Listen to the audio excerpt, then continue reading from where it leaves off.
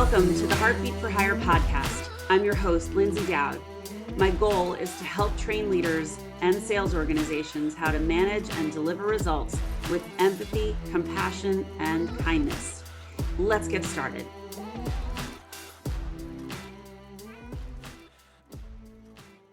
Greetings and welcome to this episode of Heartbeat for Hire.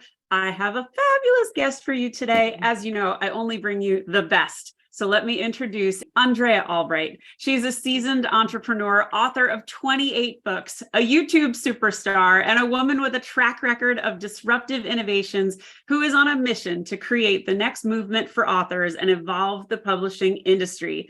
Andrea is the founder and CEO of Beverly Hills Publishing. She leverages her expertise in brand development to help thought leaders and innovators turn their message into $1 million brand.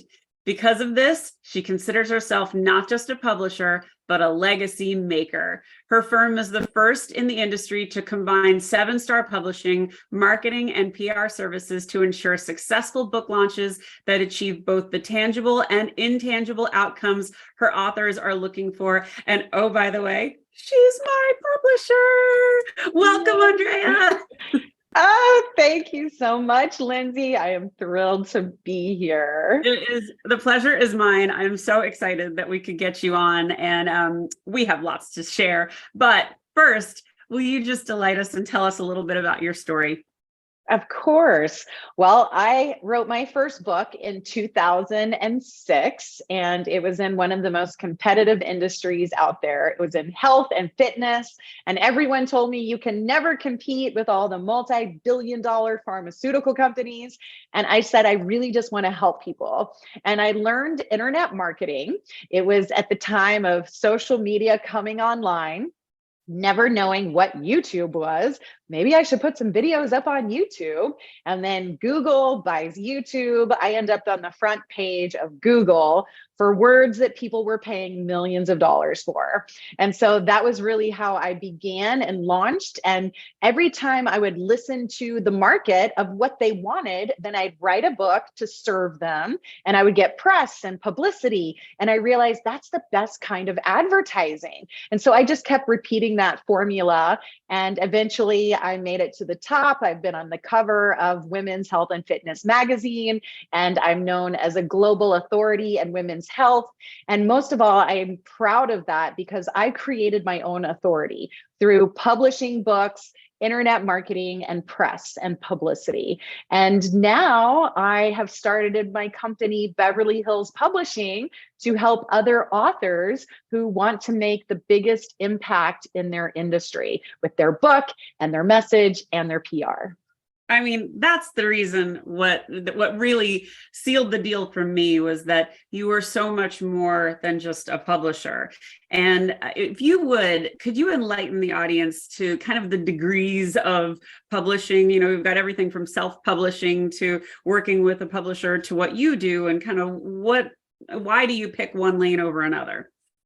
Yes, well, the publishing industry is very complex. I don't know if you've ever met another publisher before.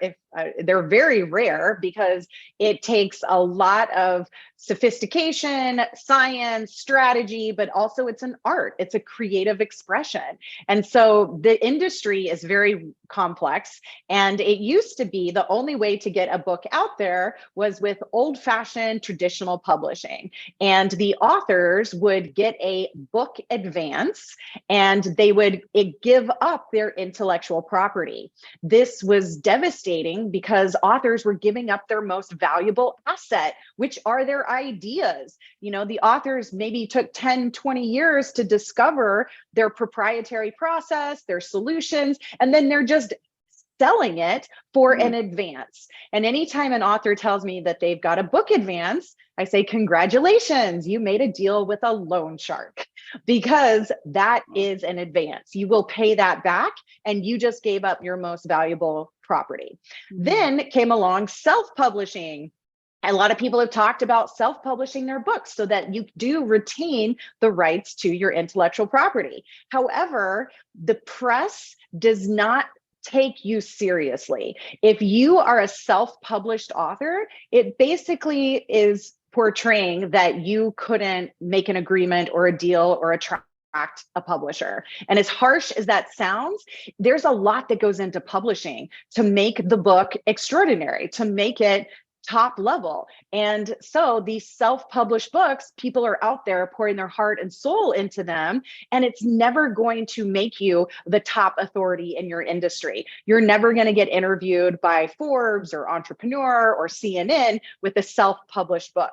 And so therefore you have someone like myself. I am considered a hybrid publisher. And that means that I stand for an author revolution. I want the author to retain the rights to their intellectual property. I want the author to build a multi-million-dollar business from their book and from the brand that we launched together. And you get all the advantages of being a published author because you are published under Beverly Hills Publishing, which means you go all the way to the top of media. And so those are the three main fields differentiating in the publishing industry.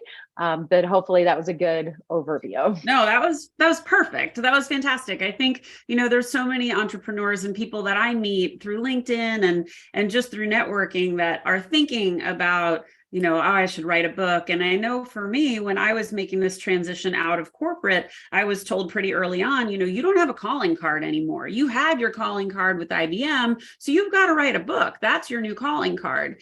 But that kind of leads you to, okay, do I just sit down and start writing, or what do I do? And, you have a really different approach. So can you talk a little bit about your process? Yes. Well, I am the first marketing firm, publishing firm, and PR firm in one. So we are disrupting the $100 billion publishing industry. It's a vertical cross media disruption.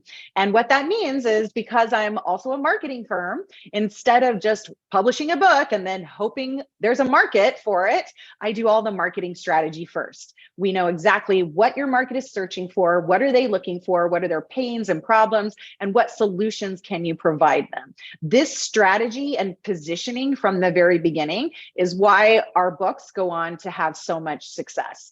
And so by knowing who the market is first, now you are going to create content that serves the market. This is one of the biggest mistakes I see authors making, is that they write the book from their perspective. Right. They write about their experience, they write about their journey, and your journey is only important as long as it matters to your audience. And so if you can switch that perspective and actually look at, what is the market searching for? What does my audience need? And now the book will write itself. So many people get caught up in writer's block. It's not from a lack of ideas, it's actually too many ideas. And so we need to really filter that down to, how are we going to make an impact with your audience, give them a transformation so that they say, wow, Lyndsay, your book changed my life, and I want to work with you and follow you forever. And so I interview the authors, so they never have to sit there and stare at a blinking cursor on your computer screen and think, what am I going to write today? And this is what makes it effortless. And your process is very fast. So, I mean, that's part of the thrill of it all. I love your process, which is another reason why I'm so excited to be working with you. And you're very intentional about the people you want to work with. So you want to talk a little bit about that? Yes. So because I am a disruptive thought leader, I specialize in people who are disrupting their industry. And there are many people who want to write a book, and I want all authors to get their voice and their message out there. It's just that the way that I position the book to be the top authority in the industry, the only way for it to go as far as we want it to go, as with the 7 or 8 figure return of investment, is that you have to actually be a thought leader yourself. I can't just make you a thought leader. That means that you have to have an innovative process, some kind of proprietary solution, and you are evolving the conversation. You're not just regurgitating what everyone else is already saying. And this has come up a lot recently with the conversations of AI. And people ask me a lot, can't you just write a book in a day now with AI? It's like, well, you can't write a thought leadership book, because the definition of a thought leader is someone who is ahead of the curve, someone who is a visionary, who sees into the future and is willing and able to distill all of that overwhelm of information and give what really matters in order to provide solutions. And if people are using AI to write their book, all they're doing is regurgitating the information that's already been published, because that's what technology does, is it automates things that have already been published and are already out there. But if you are truly a visionary and a thought leader, meaning that you have the courage to take the risk and do something different for your industry with the innovation, with the new solutions, and it's always got to be from service, meaning we are creating value for others. So those are the people who I specialize in publishing. Yeah, and you have a variety of authors and a variety of topics, and they're not just in the US, they're all over. So it's pretty cool and a great testament to who you seek out. So you have some very similar views to mine regarding leadership. And I would love you to talk a little bit about that and just some of your observations of the good, the bad, and the ugly. Oh, yes. Well, we are in a leadership crisis, and the world is starving for authentic leadership. There used to be a very clear definition of leader because there was a king or a queen or an emperor or an empress, whoever wears the crown, that's the one we follow. That's the one we listen to. Well, in the last, 200-300 years, it switched to our political leaders. And today we are distrustful of our political leaders. And yet 99.99% of humanity is still looking for leaders to follow. I'm looking for leaders to follow, even though I am a leader, because leaders want to follow other leaders. And yet we are starving for authentic leadership because there is unfortunately so much corruption and manipulation. And I guess, they're just self-involved, let's put it that way.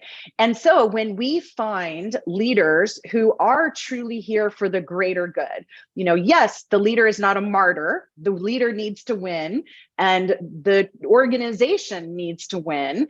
And how can it be a collective so that you're contributing to humanity as well?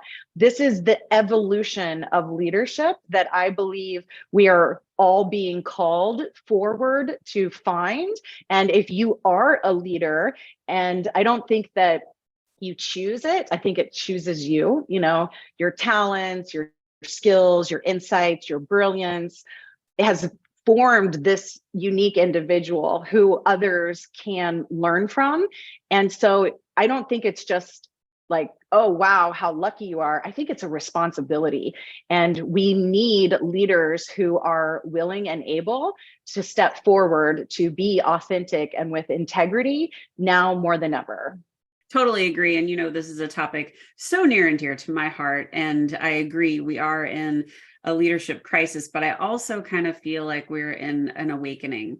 And I'm hopeful that we're on the front end of that wave where we can really help guide it. But it's so necessary. And especially from a business perspective, I mean, we've seen all of these people leave their jobs in the pandemic and the Great Resignation, and now we've seen the Great Layoff. Everyone's kind of going, I want more. I want to be treated better. And I know you have some opinions and feelings about that, and you've written about that. Yes, and I love that perspective. And this is why we need visionaries and thought leaders to not only give solutions, but also keep hope alive, right? It's like, I think that's one of the most important things leaders do is give hope that yes, we will get there. And yes, disruption is messy and we are breaking down old paradigms and people are having to rewire their frame of what does success mean? And do I have to put it off into some distant future to be happy and to be healthy and to have a wonderful family life full of love? No, we want it now. We want it here. And what we're finding is that it actually makes you more profitable, more productive. I mean, so it is actually more in alignment with our true nature. And I think it's evolution that's returning back to our roots of who we are meant to be as humans. Oh, love that. Love that. Okay. So could you share some of your top tips? I mean, you're a thriving entrepreneur.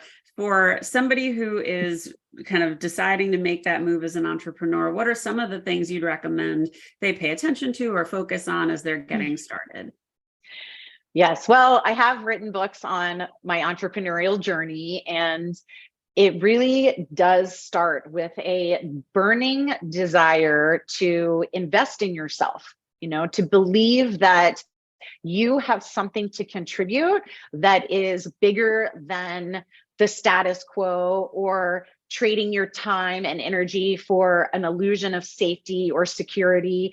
And you are going to be told that you are crazy and you are unrealistic, and all of the, daydreamer, pipe dream, fantasy, fairy tales, and your vision and your belief in yourself has to be greater than all of that. And so I hope that more visionaries who do have that call of, hey, I can create something, I could do this better, I could provide value. If it calls you and if it comes from within you, I want our world and our society to celebrate that, because the visionaries are the ones who have the solutions. Entrepreneurs are the ones who build all of the systems and the businesses and the processes that run our economy. And so we need you. We need more of them. And if you are called, then you've got to tune everybody out and only listen to that vision that is coming through you. And the passion and the purpose and the meaning, the sooner you can tap into that, that is what's going to fuel you through all of the hard, crazy times. And invest in yourself.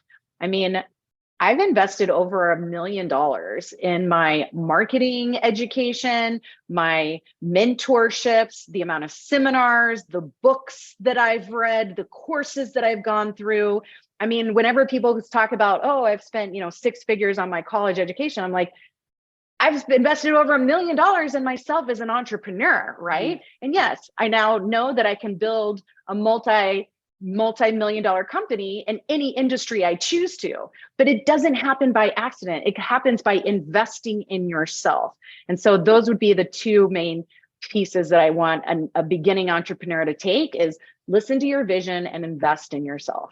I love that, those words, invest in yourself. And I try and share this with a lot of coaching clients and potential coaching clients. And, for those people that are not ready for the entrepreneur journey, but they do want to get more out of their career trajectory, investing in a coach is investing in yourself. It's helping you find your greatness, helping you navigate through those touchy corporate waters, helping you figure out how you ask for that next promotion. Those are really important moves to make. And I think in hindsight, if I look back on my long career, I wish I hired a coach. I could have gone places a lot faster. I would have had less doubt. I would have had much more confidence in my ability. And that's the kind of the beauty of hiring a coach. So totally on board with investing in yourself. I think that's so great. Okay, so what does this mean? You say using whole brain thinking to combine logic and creativity into business processes and solutions. You talk about that a lot. Share what does that mean? Yes. Okay. So we have a right brain, which is the creative part of our brain. That's where communication and creativity, inspiration comes from. And then we also have a left brain, which is logical and reasoning and system thinking. Now, most people are either left brain or right brain. And, you can pretty much see a person's career and the trajectory that they follow, which side they are dominant on. And what the evolution of leadership is actually calling forth is a whole brain concept and a whole brain way of looking at solutions, and even how we are interacting with people. Because when you can take the creativity and the intuition, and I like to say it's like the childlike mind of curiosity, may you never have it figured out. May you always have a sense of wonder and curiosity, because that's what keeps your mind open to receive new ideas and to keep that vision alive. And then the left brain is where, once you have that creativity, then you've got to actually produce it into a system that can be replicated, sold, and hopefully scaled as well. And so when you can use both sides of your brain, then you will be a visionary creator, and the world needs more of them. Apparently, I've read a statistic, I wish I could quote the source, less than 3% of the world is actually whole brain. And I believe it's because of how we are taught in school. It's like, oh, I'm good at math, and so therefore I just focus on math. Oh, I really love art, and so then you just start doing art. I have a background in biology, and I also have a Spanish degree. And so I learned both science and language, never knowing this concept of being a whole brain person, but just my intuition of saying, I want to develop creativity as well as have the background and foundation of science has really helped me in building businesses. I love that. I think that's such an important way to approach business. And I think you're right. People kind of compartmentalize and I'm logical, I'm analytical, I'm definitely not artistic. And I think it's so important to embrace both sides. So it's a very, very smart way to approach things. All right. So here's a question I love to ask. What inspires you? I am inspired every day. I am inspired by my morning ritual of silence and meditation. I take time to really nourish myself and self-care. I have a very vocal world. Once I step into, I've got my team and I've got my clients and I'm doing marketing and PR. And so once I turn on, it's a lot of outward energy. And if I didn't have that morning ritual of silence and meditation and that inner healing and reflection, then I would never have the energy to create what I create in a day, much less what I can do in 90 days. Like, how do you write a book in 90 days? It's like, well, you have to be able to let the pendulum swing the other way. And so self-care is a deep place of inspiration and making it the top priority and the ritual. Oh, I love that. I embrace that. I absorb all of that. I think that's so smart. And you're right. For anybody that gives a lot of themselves, you need those boundaries. You need that moment of reflection and that quiet for yourself. It's just so, so important. So that's where the ideas come from too, right? That's where the creative, intuitive ideas come from. And so keeping that part of you. Yeah. I love that. Okay, so what would you like your legacy to be? I want my legacy to be about illumination and enlightenment. And this is where literacy and education and spreading knowledge throughout the world is very important to keep humanity from going into fear and superstition and all the mental diseases of depression and anxiety. I believe that through light, illumination, and enlightenment, that humanity can remember who they truly are. And I want my legacy to be a facilitator of spreading light and illumination through media. I love that. And you are so much in line with that already. And that's part of why I love this question, because almost all of my guests are already in the throes of their legacy. And by you being so intentional about the authors that you seek out and the messages that are delivered, you're putting a lot of good out into the world. Even when it's not your IP, it's your company and it's your vehicle for getting it out there. So Thank you. I honor you for that. And I am super, super excited and grateful to be published by you and to be working with you. And your process is amazing. So, how do people find you? Yes, you can go to my website at beverlyhillspublishing.com. And I'm also on all the social medias. So if you'd like to connect with me directly, I always love to hear directly from someone who has been impacted by this message that I'm sending out. You know, it's a beacon of light, a beacon of hope. And this is what I stand for. I don't just preach it, I talk it. I walk it, I do it, and I live it. And it's what I live and breathe for.